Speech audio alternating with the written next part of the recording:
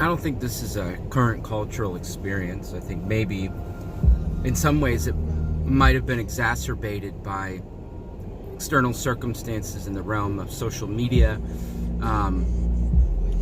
magazines and other outlets that create this, image. It could be a physical image. It could be an image of worth in prowess and power. It could be an image of worth in intelligence or perceived intelligence, placed next to some of the most brilliant people in the world. And I believe this, and I know this is going to seem like kind of like passive and saying, oh, well, you're just trying to make people feel better about themselves, but each one of us is brilliant in our own way. But we all question our worth. We all question the value of our life. And some of us so question the value of our life that we take our own life. And that's so overwhelming to me that we would ever come to that place where we would have such doubt and insecurity, so much doubt and insecurity that we would consider our lives not worth living. And I know that there is so much more complexity there than that.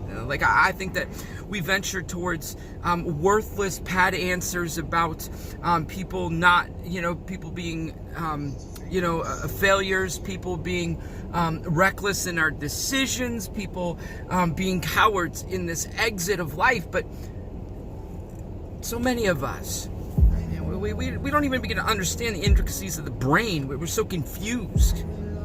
But our worth is questioned. You could be the most stable of mind. You could be the most prowess and strong and brilliant. You could be at a place of power and significance. The world could see you. The world could see you as this prominent individual who stands above the rest, and you still have insecurities about your worth, about your value. Luke 12:6.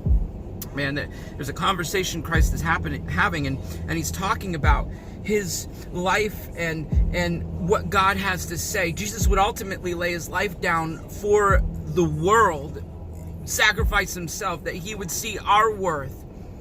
He would see us as so precious that he'd be willing to die for us, to resurrect us.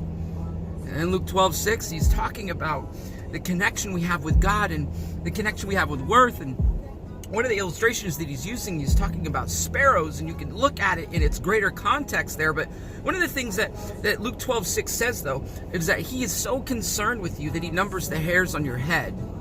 It's such a ridiculous fact, just an abnormal statement to make. I could see, he cares about your struggles, he cares about your issues, he cares about your illnesses, he cares about your ailments, your malformalities. He cares about those things. But to say he numbers the hairs on your head, that's significant to me. Yeah, I know I don't have hairs on my head because I shave it, but the hairs that exist under there, the follicles that exist there, I don't have any doubts that he's numbered those. This is God is so interested in you. The intricacy of your life, he's interested in. He's interested in every single detail, every specific detail, everything about you. And I love this in the children's Bible. I love reading the children's Bible because it just kind of brings out truth as you read this translation. But right after that, he says, "Don't be afraid, so don't fear." Oh man, that's so good. That's so good. Hey guys, listen to this. Listen to this truth. Listen to this reality. God cares so much about you. God is so focused on you. God is so specifically intent on caring for your life and thinking about you and loving you and connecting with you that he counts the numbers on your head, the hairs on your head. Don't be afraid. Don't have fear. Don't be skittish. Don't run and hide. God of the universe, God who created all things, God who has so many other things to concentrate on, other things to worry about, other things to consider, other things to think about, has counted the number of hairs on your head. He has it tallied.